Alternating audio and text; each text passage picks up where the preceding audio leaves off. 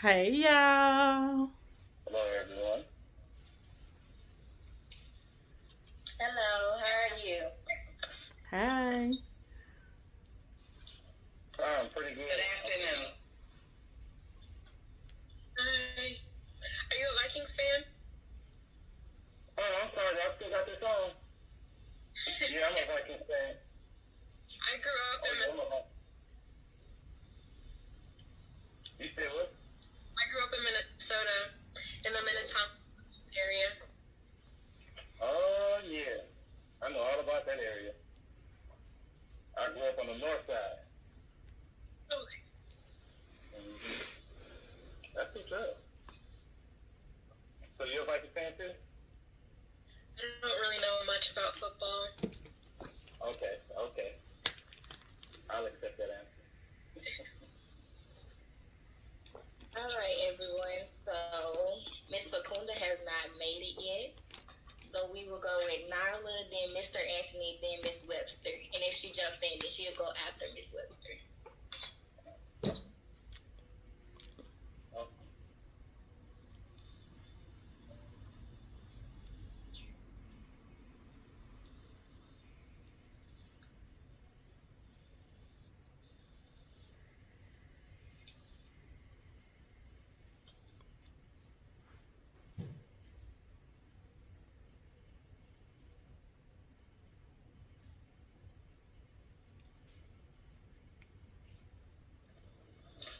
All right, Miss Adams, you can start letting them in.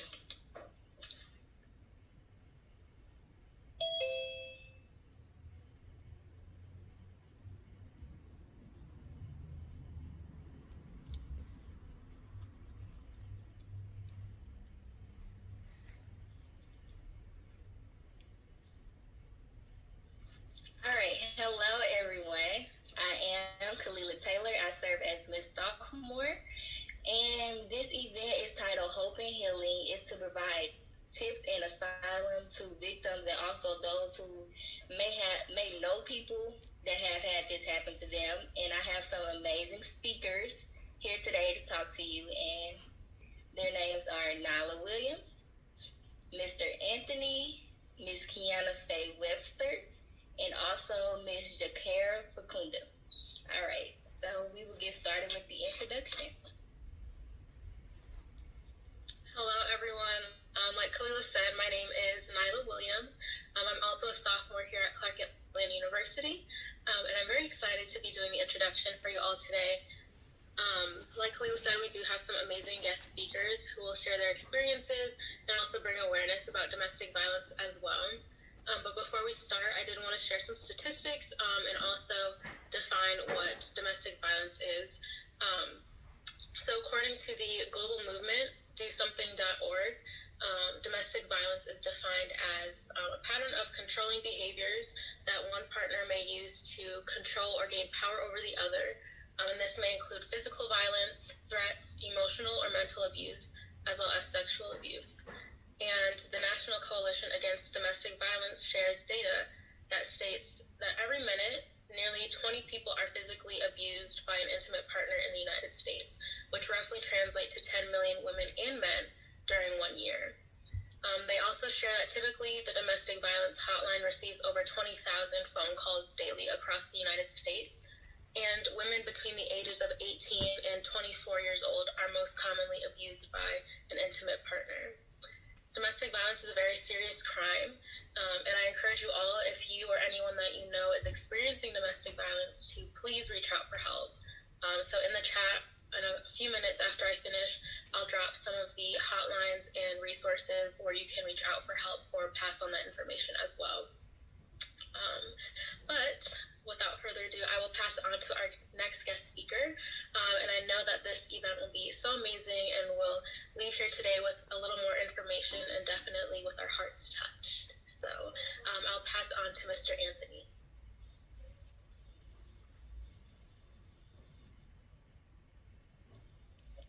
thank you. I think y'all can hear me better if I take my mic off mute, right? Well, as Mr. Williams said, I am Michael Anthony. I am from Minnesota, North Minneapolis. My story, I came to share a testimony, any questions if anybody has any. Myself, I was sexually abused. I was molested when I was younger, and then that same incident revisited me when I was 18. When I was 4, my older cousin,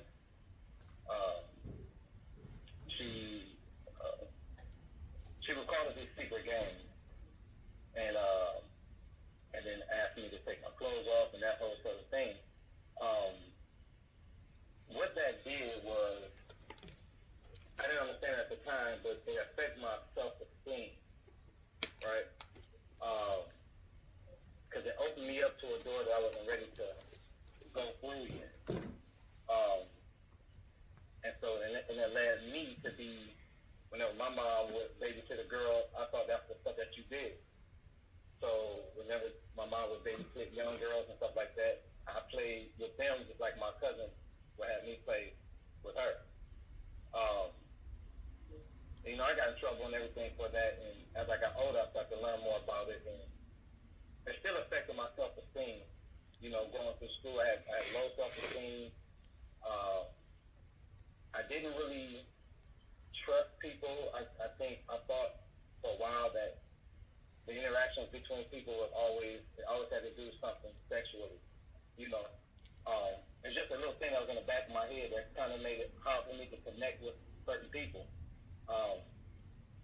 When I got older, started going to church, and I moved to Kansas City, Missouri, and I started studying under this pastor, and I got real close with the pastor, which wasn't nothing strange for me because I grew up a preacher's grandchild. So in the church, everybody knew who I was. Everybody knew me. I was always in someone's radar or something. So I used that kind of attention. One night when I was over at his house,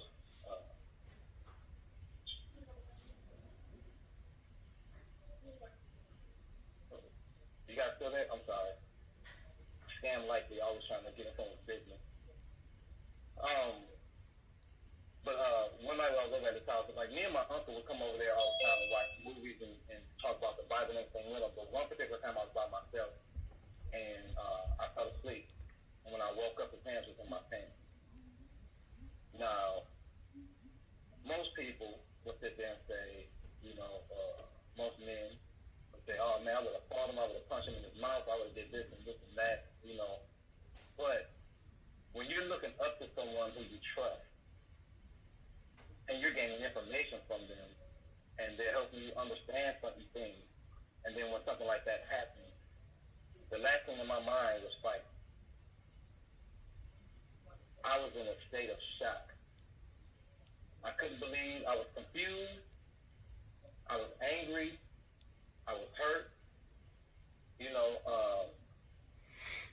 and I couldn't really process all the emotions right away. You know, I just sat, when I woke up, I moved his hand, and I sat and I just looked at him for a while, for like about a good 30 seconds, and just stared at him. Like, in my head, I was feeling all those emotions, you know, and I was hurt. I'm like, man, I want to go home. Like, it messed up everything for me. And my self-esteem was already low. And that just made it even worse. You know, because now I'm feeling like, man, what is it about this guy that makes him think that I'm this way, you know? Now, a lot of times and I don't know who believes in the Bible on here. If you don't, that's fine. But for me, a lot of times the enemy would use things for good out of context to tear you down or to break your mind. And for me, this one pastor I went to their church, they had this message, and their message was talking about people with gossip.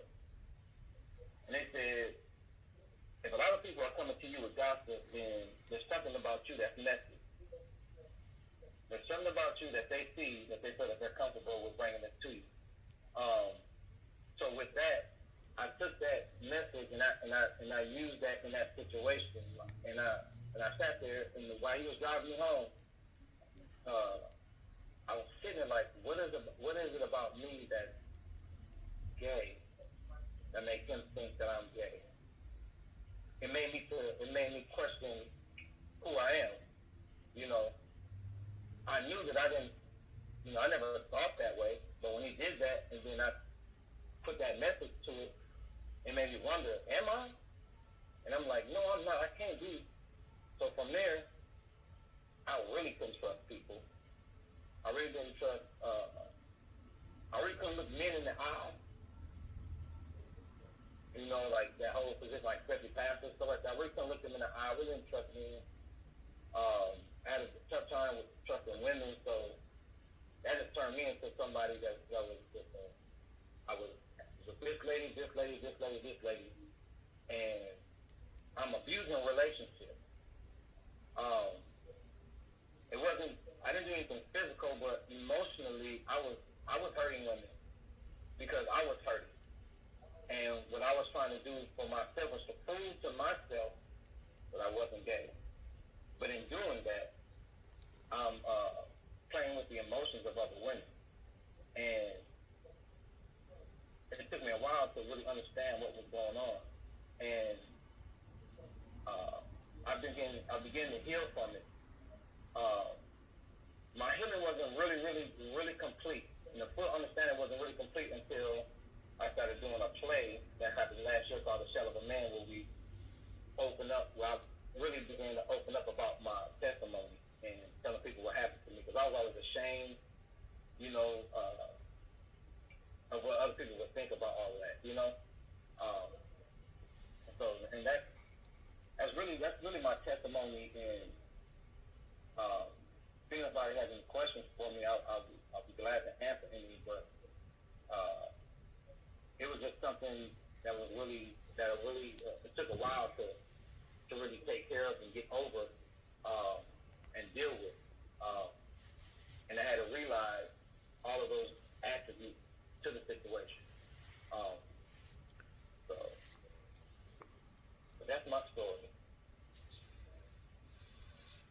I want to say thank you for sharing with us. You are very strong, and this is amazing. It really is. And I'm glad that you can heal from it and get past it and share your story with so many others. Yeah. Thank you. And it's really, you know, we don't really understand how many people have gone through this. And a lot of times molestation usually is the pathway which allows people to do what they do, or to stay in where they're at. You know, I had a cousin. This is good, y'all, because a lot of men don't tell the truth. They don't come out about that. But she wouldn't tell nobody right away, and it got to the point where it got so bad where after a while we started knowing about it, but when we were trying to go do something, she would go back. So it was almost like it was useless. If we do something to him, then when she go back, he'll just do more to her, you know. And for her, it had to get to a point, and it's kind of like that for me. It's like I got tired of being so ashamed of that, you know, because that shame kept me in the mental part of myself. It kept me in the mental jail. Mm-hmm. And I'm drawing that parallel because with my cousin, it had to get to a point where she was tired of being abused, where she finally left and got out of there and got help. She's doing better now, but if any woman is going through this, you have to decide you have to want that encouragement, and when you feel that it's safe enough for you to reach out, and you need to reach out as soon as possible, because I know some situations they come to everything. Like he had the door locked on both sides, so when he would leave, he would lock the door and lock myself and enter in the apartment. You know, so when it's safe to do so, let someone know. There's a lot of help out here. I'm sure you guys have different numbers ain't going to pan out to everyone, but get help as soon as you can. Thank you, Mr. Anthony. And like Ms. Taylor said, that took a lot of courage. And I think that oftentimes people don't realize the psychological impact of abusive situations have on people. Right. And that encourages the silence and not telling and the shame, and that you think that it's about you, but it's really about the abuser. That you didn't do anything wrong, and it was nothing about him. It wasn't anything about you, but it was about him. But that psychological damage and impact, and society likes to blame people instead of looking at the situation. And I thought of something, that sometimes in life, we are here to learn a lesson. Sometimes we're here to teach a lesson. And sometimes we are used for someone else's lesson. Mm-hmm. Okay. And I hope that you're still getting support, because the impact of trauma can be lifelong, and it does impact how you see yourself and how you are in the world. Yeah. Thank you. And you're so right about that. It's what you learn. Everything we go through is an opportunity to learn. And you either learn what to do or what not to do. You know, and I thank you for those words, because that's real. Definitely was a learning situation for me.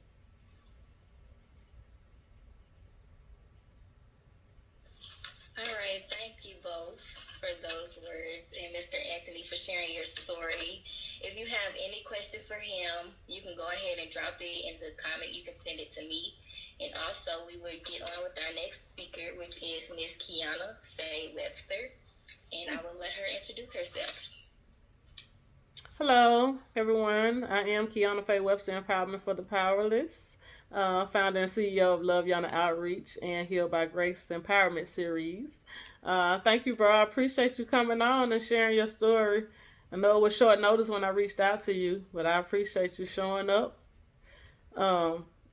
And it takes a lot of courage for our men to stand up and say, hey, this did happen to me. I'm an anger management counselor as well, so during the intake process, that is a question that we have to ask men when they come in now. Have they ever been molested? Because a lot of them have, and not always by another man. Most of my friends, my homeboys growing up, you know, was their first encounter was with the babysitter. A lot of guys have that story. And should that 14 or 15 or 16-year-old babysitter be touching a 6, 7, or 8-year-old? Absolutely not. And it's just, you know, like he said, it paints that picture that, you know, hey, well, I can do it to, you know, this, that, because they think this is natural, and it's not. So we have to, you know, get to a place where we stop that. You know, put an end to child molestation, and you know, all things need to be eradicated when it comes to abuse, domestic violence, and I am a survivor of domestic violence, physical and what is called narcissistic abuse, and that's what I'll be talking about today, narcissistic abuse, because if you can spot the narc, you can save your heart. Like my bro, he was on a narcissistic trail at one point, going through women, you know, rapidly. And, you know, that's one of those things, you know, you have to identify that. My last relationship, you know, I'm looking like, golly, like, I mean, I know, you know, men can definitely be promiscuous, but at some point, it's like, how many women you trying to sleep with? Like, who you trying to prove something to? And you realize that they're trying to prove to themselves, you know, and that could, in that situation, he could have very well been molested, but I don't know, you know, because he never shared that story with me. So narcissistic abuse is a slowly dehumanizing, purposeful soul rape. And there are a lot of times that some guys, like Mr. Anthony, did not even understand what was going on with himself, but he was on that path. And it's some guys that know exactly what they're doing, and they do not care. They chose that road to become cold and evil because of what has happened to them. A lot of times it's money issues. We always talk about the man not being in the household with our young men, but we don't talk about when they don't receive the love from the first woman that they were supposed to receive love from, and that's their mother. A lot of guys suffer from that. I know in the 3 relationships that I had that were malignant narcissists, they all had issues with their mother. The first one, his mother chose other men over him, and this his story. This is what was told to me. Because I got some backlash. I said that one time, and it came back to me that it wasn't true, but that's what he told me. And so that was his reality. And he ended up getting shipped off to live with his family because he couldn't get along with the stepdad. And so mom chose the stepdad. He was the one who had to leave the home. So you can see how that would look to a child, right? It's like you chose him over me. The next one, his mother neglected him, had him at 15 years old. I remember he told me he remembered looking up at his mother. She had him underwater in the bathtub with her hands around his neck. You know how I couldn't even imagine, looking up at your mother. You know what that did to that person? In my last relationship, his mother did not raise him. She was on drugs and alcohol growing up. He lived with the aunt and an uncle growing up. And hey, she ended up dying when he went to prison. So that's a whole lifelong of not having that relationship and that connection with the person, the first person that was supposed to show them love. Broken. Could have been great people, but the ball was dropped early on in life. And I tell anybody, trauma can make or break a person. I come from trauma. I was molested as a child as well. And, my mother did not believe me. But you're talking about a 5-year-old with a 21-year-old mother. So it's just one of those things that it happens. It happens a lot. It gets swept under the rug. People don't want to talk about it. I'm 41, so you talking about my mother was molested as well. So kind of what happens in this house stays in this house. But luckily for me, I had a praying grandmother who, when my mother ended up on drugs, who was able to come in. I was 8 years old and stand in the gap for my mother and redirect my path. So my path was redirected. So I very well could have ended up that broken, evil, cold, malignant person, but I didn't. Because trauma can make or break anybody. You either gonna self-destruct, become, narcissistic, or you become highly empathetic. And that's the road that I took because I was raised differently. When my grandmother stepped in and stood in the gap, she taught me things that my mother couldn't have taught me because my mother was on drugs. My mother was sick. Her body was not well. Her mind was not well. So that's basically, we can spot the narc, we can save our heart. You won't have to go through the physical abuse and all of that because there are telltale signs. They do things like gaslight you, try to make you feel like you're crazy. Who knows what narcissistic abuse is? Who's ever heard of a narcissist? Anybody? You have? Okay. So, yeah, so there are signs, when I get to talking about, a lot of people haven't heard of the term. I didn't know. It took me this last relationship to even figure out what I had been dealing with for years. And I sat down and I started crying because when I look back over my life, I'm like, I'm 41 years old and I wasted so much time, like even a marriage and all of this stuff. I just felt like I could have been so much further in life, and if I had not taken the time with these people and wasted good time, had my heart broken, used and abused for what? And to find out that people do this on purpose. It blew my mind. I had a praying grandmother, So I was taught that if somebody hand you a crumb, you give them back a whole slice of bread. You treat people the way you want to be treated. So for me, I'm like, this is not how it's supposed to be. Like, I couldn't fathom to mistreat somebody for my own self gratification. Like, I can't feel good for hurting somebody else. So it blew my mind. And so I dove into this thing, and I wanted to know more about narcissistic abuse. Like, what is this thing? What is this? I wanted to know. And what I really wanted to know was how I kept running into how I kept ending up in the same relationship. That's what made me start to research.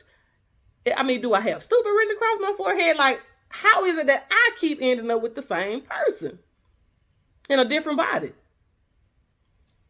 So I ran across narcissism, and I began to study it so much. I mean, I was going to bed at night listening to videos on YouTube, just everything I had gone through.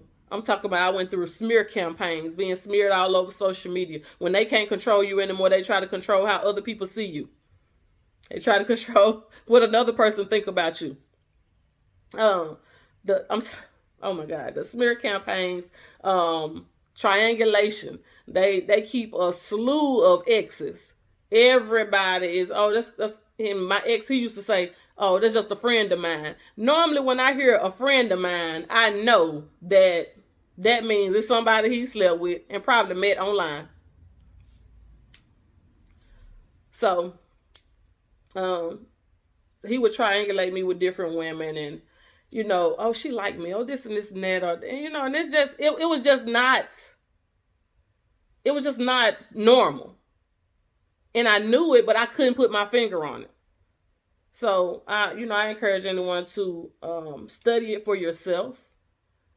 Narcissistic abuse, narcissist, NPD, narcissistic personality disorder. There is no cure for it. That is who they are. When we're talking about the sociopaths, you can have a person with high narcissistic traits. But when you have the sociopath, they can't fathom the thought of changing. They can't, fathom the thought of, doing anything other than what it is that they do. There is no cure for it. It is a mental illness, unfortunately. So definitely, I encourage everyone to study that for yourself, and then sit back and look back over your life, because not only in relationships, friendships as well, people act a certain way, and I couldn't understand. Why is it that these people acted the way that they acted and treated me the way that they treated me? It wasn't until I learned about narcissism that I figured it out. So, yeah, definitely. Anybody have any questions?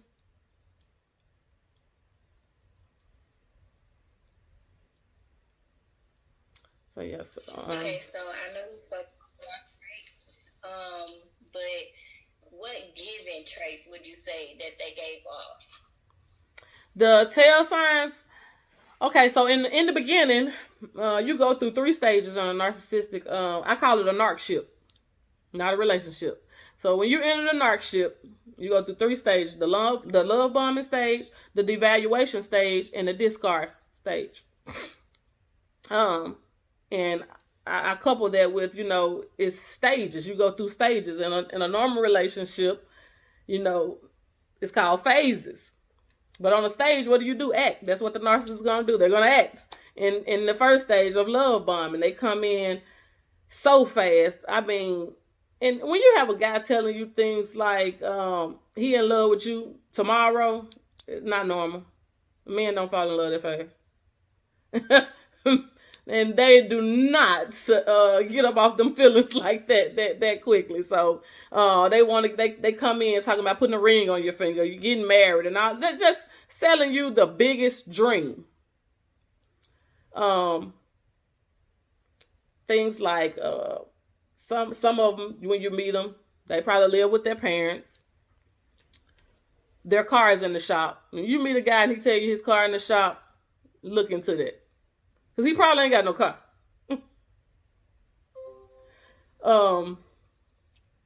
Man. Yeah, so that it's just nothing happens that fast. It's a whole lot of sex is involved. Because what they're trying to do is gain control over your mind. If I can control your mind, the body will follow. So, and all of that is to trick you. They're going to isolate you, try to isolate you away from your friends and your family.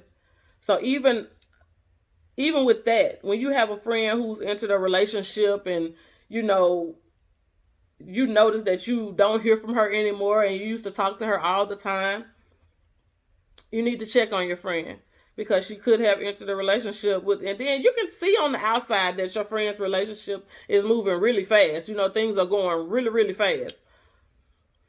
One of my friends, started talking to this guy, and then about a week later, she was like, he was her boyfriend now, and I was like, already? And so it's just those things. They do things like in the devaluation stage, they start to devalue you. Everything that they praised you for, they start to tear you down for. If you're insecure about your weight or something like that, they say mean things in a jokingly way. Gaslight. They try to make you think you crazy. You look outside and say, "Oh, it's so pretty outside," and they were like, "Oh no, it's about the rain." When you know it's not about the rain. But you will go and second guess yourself because now you're trauma bonded in this narcship.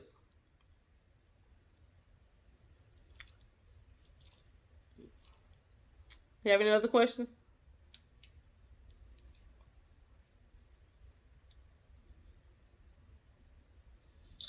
I believe that is it. You definitely educated me. I never knew about that. Yes. So, please, I beg you to study narcissistic abuse and narcissistic personality disorder. Like, it will save your life. You're a lot younger than me, and I'm actually so hurt that I just found out about this at 39. I am, like, because it could have really saved me from a lot of heartache. Well, thank you so much for speaking to everyone. You are more than welcome. I'm so happy. We will move on to our next speaker, which is Miss Jester, Dr. Jester. Oh, so quickly. This is just amazing. I think we are getting some good information. And abuse is about power and control. That the abuser is aware of what they do. Mm-hmm. And a lot of times it is planned. And it's important to break the cycle. I did do a presentation. I'm going to try to go through it pretty quickly. Okay? See if I can share my screen.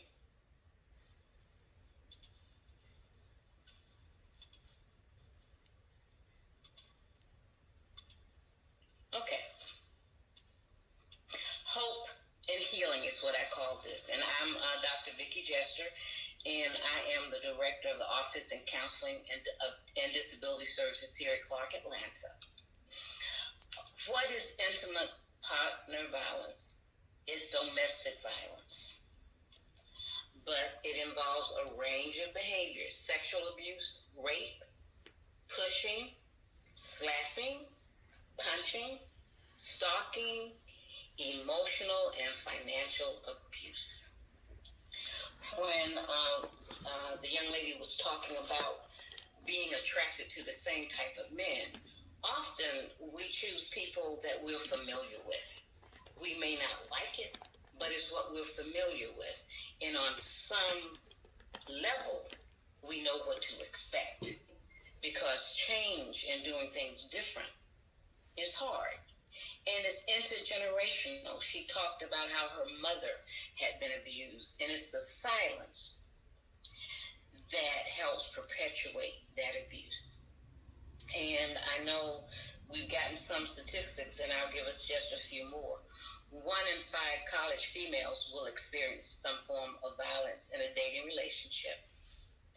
Approximately 30% of college students have been in a relationship that has involved physical aggression. Male and female victims often accept blame for the abuse. What is it about me? I caused it. If I could just be good enough, they'll care for me and they'll love me. And it's not about you. It's about the abuser in power and control. Many students who experience intimate partner violence believe they don't deserve anything better, that this is just how it is. They normalize this and rationalize that it's okay. Because again, as the young lady stated, a lot of people are in abusive relationships and we normalize and think it's okay and think that staying in them can be a sign of our strength in abuse. Our strength and resiliency. And like I said, some think that hitting and abusive language are acceptable behavior. In Georgia, 107 people died in the state of Georgia in 2018 as a result of domestic violence, and those numbers are climbing. Domestic violence and sexual assault are the leading causes of injuries for girls and women between the ages of 15 and 44. 1,944 rape cases were reported to the Georgia Bureau of Investigation in 2018. 1 in 6 Georgia women between the ages of 15 and 44 will experience intercourse against her will. Reports indicate that 30% of Georgia women between the ages of 15 and 14 will be abused at least once by their partners during their lifetimes. 80,557 crisis calls were made to domestic violence shelters in Georgia in 2018.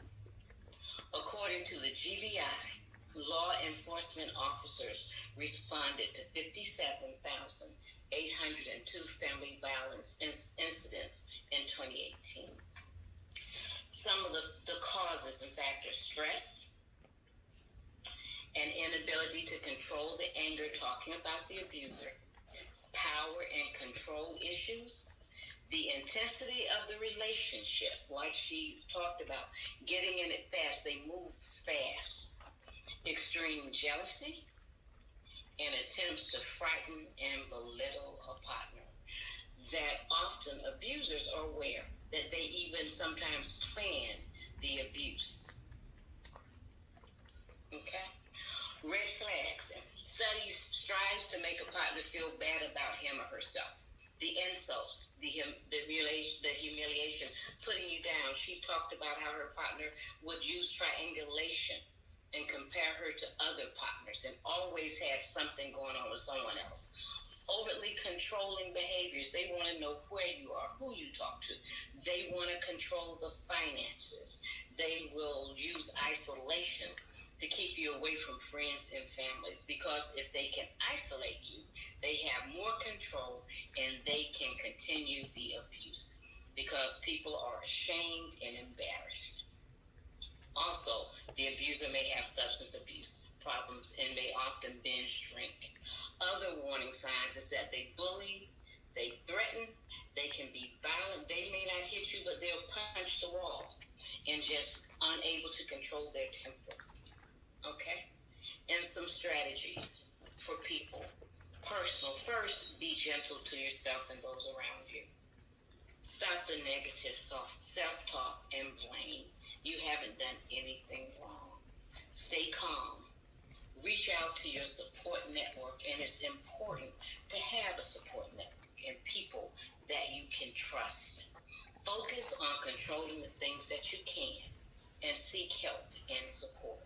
And you know that oftentimes that the first incident, or it takes several tries before the victim or the survivor is able to leave, that they often leave and return to the situation. So be gentle and don't judge yourself or blame yourself. And also have an emergency escape plan. Hide a set of car keys. Pack a bag with keys, extra clothes, important papers, money, and medicines. You may even want to keep it at a friend's house. Have a plan for calling the police in an emergency. Have a code word for your family or friends or coworkers so that they'll know when you're in danger. Know where you'll go and how you'll get there. Okay, now these are some strategies that I think we as a community need to have and develop so that we can prevent and decrease intimate partner violence and domestic violence in our community. We need to teach safety and healthy relationship skills. We don't talk enough about relationships and teach people about being in a healthy relationship. We need social emotional learning programs for youth. We need healthy relationship programs for couples, and that won't embarrass and blame people. We need influential people in our community, adults and peers. We need to teach young boys about abuse and teach them to be allies. A lot of times men feel blamed, but they need to be an ally. We need to talk about bystander empowerment. If you see something, intervene. And we need more family-based groups. Am I going over time? And we need to disrupt the pathways toward them. We need early childhood intervention, preschool programs, parenting skill, and treatment of at-risk families. We need to create protected environments in schools so that kids won't be bullied in the home, in the workplace, so that we can support people. Okay? We also, people and victims of violence or survivors need economic support. We need to make sure that families have the income that they need so that they can survive. Okay? And we need to always have support for the survivors. We need more victim centers, housing programs. First responders and police need to be trained in domestic violence. We need patient-centered approaches, and we need treatment and support for survivors of violence. Any questions? And I have a question. So say if the person isn't on campus to get help, what should they do? Okay. Now, you gave them some numbers I saw in the chat so that they can contact people. But you mean if it's a student? Yes. And they don't live on campus? Correct. Again, they need to know about their organizations. They need to contact someone. Also, our public safety and Chief Williams will help a student. If you can, they can notify Chief Williams, and her staff will work with them to get access to the proper appropriate resources. They will even take them to initiate the police report. And we will try to provide support and help them locate